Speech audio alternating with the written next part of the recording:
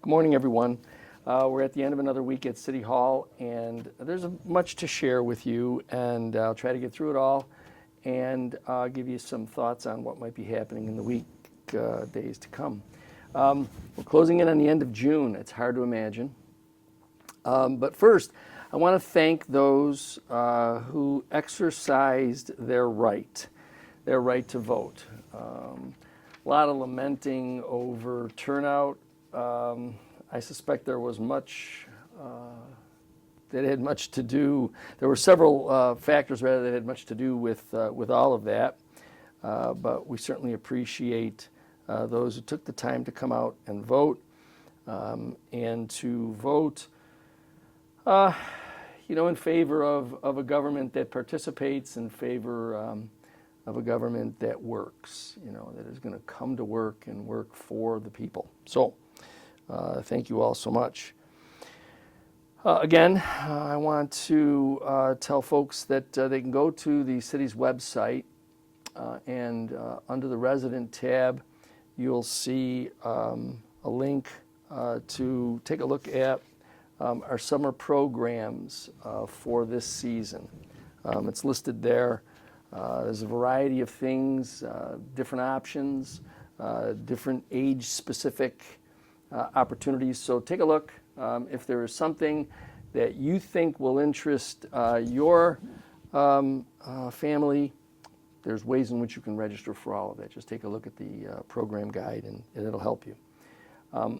Also, if you're interested in sort of looking to where we are in terms of street repair, again, I would ask you to go to the city's website, take a look at the government page, get to the Department of Public Works site, and you'll see a listing of all of the roads that are currently in active rebuild, and that gets added to as more and more of them are delivered in each week.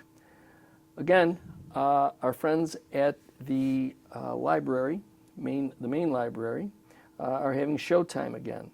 So next, there are two films. One is scheduled for July 8th. They call them Films for the Whole Family. So July 8th at 2:30, a film titled Dog Man will be showing at the main library auditorium. Again, 2:30, July 8th. That's a Tuesday. The movie is called Dog Man. So if your family wants to come out and watch a movie, the main library is the place to go, 2:30 on Tuesday, July 8th. On Wednesday, July 9th, it's a classic.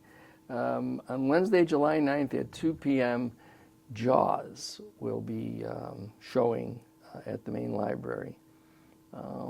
Those of us who are a little bit older remember when the movie first came out, and it had its moments. Compared to today's movies, you might think that the shock of that movie isn't all that great, but in its day, it was quite groundbreaking. So Jaws will be shown at the main library on July 9th, Wednesday at 2 p.m.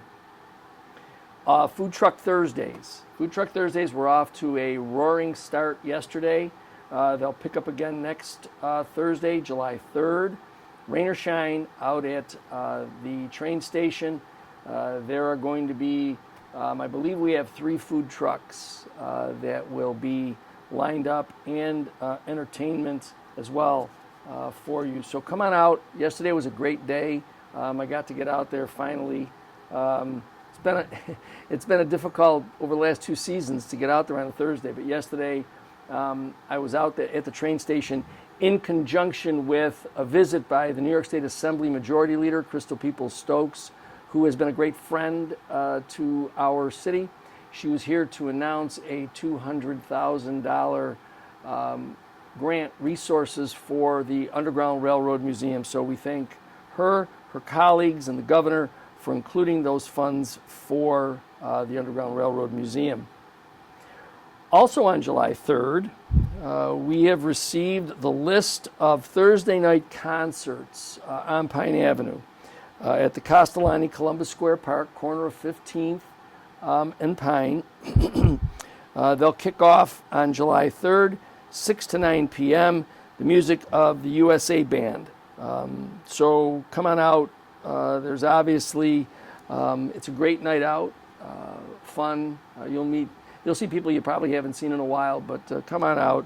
The Pine Avenue Concert Series, free concert series, begins Thursday, July 3rd. So get on out there and support our business districts. As you know, we continue to move forward with the street relighting program. We're getting rebates that are on a monthly basis, close to $80,000 for service charges that we no longer have to pay, and receiving a rebate check in excess of $200,000.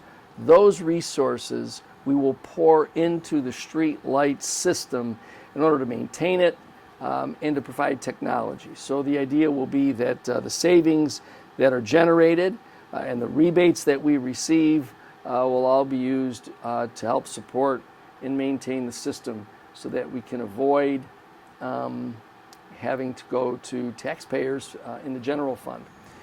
I've given you a couple pieces of information here today about programs and things that are going on. I want to remind you again that if you really want to see what's happening, and these things are posted on our text alert system.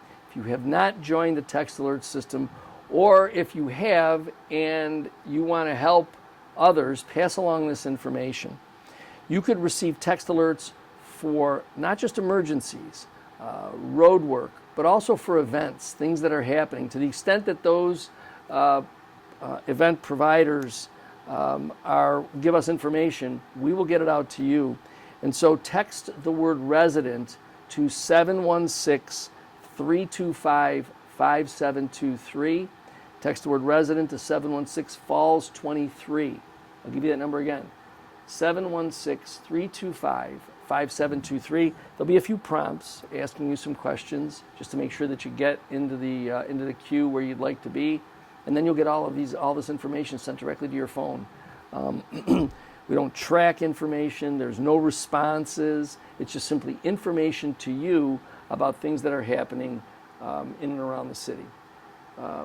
So we continue to move forward with our efforts relative to the event center and park. We had a great presentation of the feasibility study. The feasibility study highlights some really incredible economic development out of this proposed project. And I think that it's going to be easy for people to want to make certain assumptions.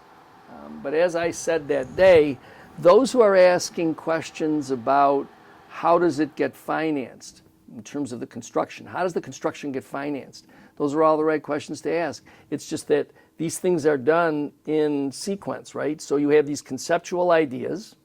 You move into a feasibility study to see, is the location right? What are the particulars associated with it? And now that we have an understanding of the cost, now we begin the process of lining up the resources that we need to do it. Some people have misguided folks on a couple of things. They've misguided them on this idea that the city is going to fund the project in its entirety and put it on the backs of taxpayers. Well, that's more fear-mongering. And unfortunately, fear-mongering is looking backwards. It's not looking forwards. And that's easy for people to do, right? It's easy to scare folks because we've been put under the gun before. I think that this government has shown a real concern for making sure that those developments that we promote are done with the least amount of impact on taxpayers. Take a look at the street light improvements, no taxpayer dollars. Take a look at the improvements in our various departments with regard to equipment and technology, no taxpayer burden. Take a look at the improvements that we're putting in several parks around our community, also no taxpayer burden.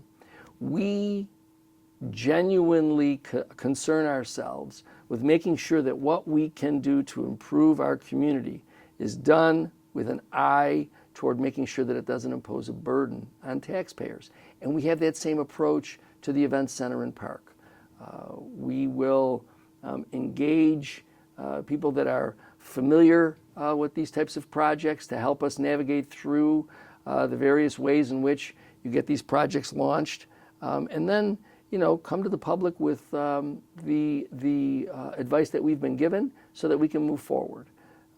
I think that everyone who takes a look at the possibilities of this event center and the fact that it's not only an economic driver, but it's also going to be a community asset.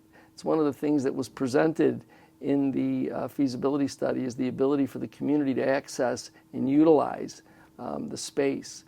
So we'll give you more on that as all of that begins to develop for us, but I wanted to make sure that that, as well as the real tired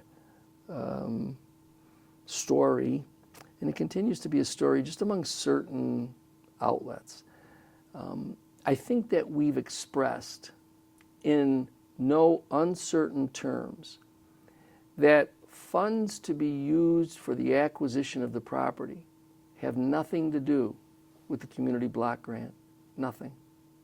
But yet there will be some outlets that will continue to scare you into thinking that because they want to create division. They want to suggest that one particular group or another is being neglected or overlooked. But do yourself a favor. Don't follow any of that. It's just about misguiding and misdirecting you. Again, I'll reiterate, long ago we dispelled that possibility. So when you hear it, ignore it. The weather was pretty fierce in the beginning of the week, and there were a lot of dissatisfaction with the fact that pools and splash pads weren't open. Well, there are rules, regulations. We are, like everybody else, we as a government have to follow those state rules and regulations, which include not being able to open those facilities unless you have attendance there, and particularly with pools, lifeguards for safety. Fortunately, we have a great group of young people, students, who have signed up to take care of that for us. But they're not available. They weren't available this Monday. They weren't available over the weekend. Why? Because they were finishing school. In fact, congratulations to all the graduates of our high school who graduated, had their graduation ceremony yesterday. I know, having had many of them in here helping me present this video to you, some of them have some great future ideas, whether they're going to school, college, or whether they're going into the military, or whether they have ideas about starting in the work world. All of them have exciting futures ahead of them, and so congratulations to them. I know families are excited. This is a great time of the year for families who are seeing their kids move on to the next phase, so congratulations again. But we will have the pools open. They will be open on July 3rd. We believe we have an excellent complement of lifeguards and park attendants who will be able to support all three pools, our two splash pads. Starting July 3rd, those venues will be open Thursday, Friday, Saturday, and Sunday from noon until 5. And so be on the lookout for that. And then obviously they'll be available for the community's use. The weather is expected to be a little bit more seasonal now. So if you're going to be out and about, and especially as I was talking about graduation, there'll be graduation parties. So people will be out and around everywhere. So please be careful and be safe. Pay attention on the roads. We have law enforcement from a number of different levels, from state police even down to our local police and county sheriffs, as well as our park police partners, all on the roads. So please be careful. Watch how you drive, your speed, as well as traffic control devices. Make sure you stop at stop signs. And pay attention. because, you know, we had a horrible incident that occurred out in the LaSalle area with a young lady being injured because she wasn't wearing the appropriate equipment. So that's the other thing I would say. If you're going to be out on the roads with a bike or any type of those motorized scooters, please make sure you wear all the right equipment. Wear a helmet. Wear the appropriate pads. Just help yourself be safe. I know that vehicle operators need to be attentive too. So, you know, it's a joint effort by all of us to make sure that the roads are safe, especially as we get into the summer with more people out there.